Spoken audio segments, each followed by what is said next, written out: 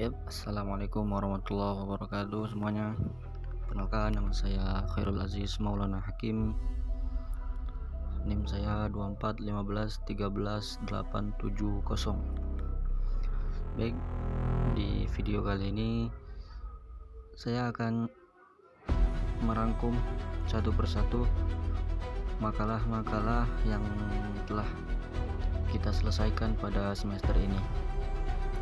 Adapun judul makalah kita yang pertama yaitu konsep hakikat manusia dan dimensinya. Jadi kesimpulannya dari makalah ini yaitu hakikat manusia merupakan inti atau esensi terdalam dari keberadaan manusia yang menjadikannya makhluk unik dan kompleks di antara ciptaan Tuhan lainnya. Pemahaman tentang hakikat manusia tidak cukup dilihat dari satu sudut pandang saja, melainkan harus melalui pendekatan multidimensional yang mencakup aspek fisik, psikis, sosial, spiritual, dan intelektual. Nah, ini dari makalah konsep hakikat manusia dan dimensinya. Kemudian ada juga dari makalah pendidikan dan perkembangan perbedaan manusia. Yaitu makalah ini mengkaji keterkaitan antara pendidikan dan perkembangan peradaban manusia, terutama dalam konteks Indonesia.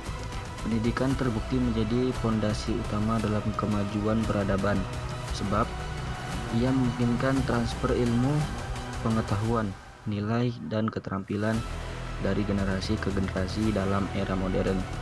Pendidikan bukan hanya sebagai sarana pencerdasan individu, tapi menjadi instrumen strategis pembangunan nasional.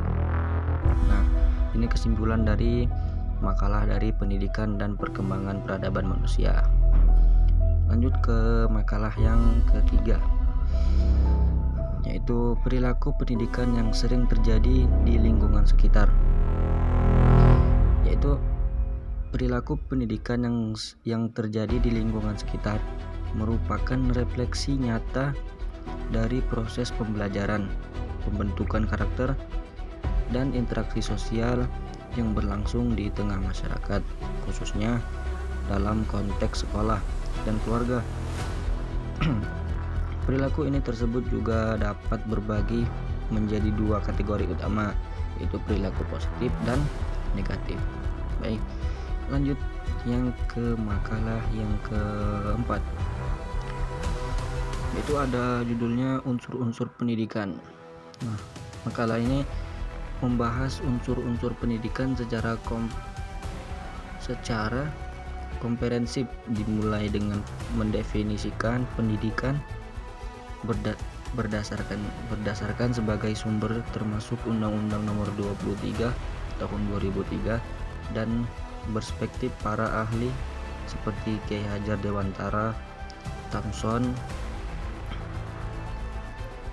Kemudian pendidikan didefinisikan sebagai usaha sadar dan terencana untuk mengembangkan potensi peserta didik secara holistik atau spiritual, intelektual, moral, dan keterampilan. Lanjut ke makalah yang kelima, yaitu adalah landasan pendidikan. Pengertian pendidikan, makalah ini menyajikan beragam definisi pendidikan, menekankan kesamaan ini inti bahwa pendidikan merupakan usaha sadar dan terencana untuk mengembangkan potensi peserta didik secara holistik. Definisi-definisi ini mempertimbangkan aspek spiritual, intelektual, moral, dan keterampilan, serta menekankan peran pendidikan dalam mempersiapkan individu menjadi anggota masyarakat yang berkontribusi bagi bangsa dan negara. Pendidikan dimaknai pula sebagai proses transformasi budaya, pembentukan pribadi, dan penyiapan tenaga kerja. Lanjut ke makalah yang keenam, yaitu asas-asas pendidikan. Pengertian asas pendidikan, makalah menjelaskan Asas sebagai landasan berpikir dan bertindak dalam pendidikan bersifat abstrak, namun menjadi dasar bagi aturan-aturan konkret dalam praktik,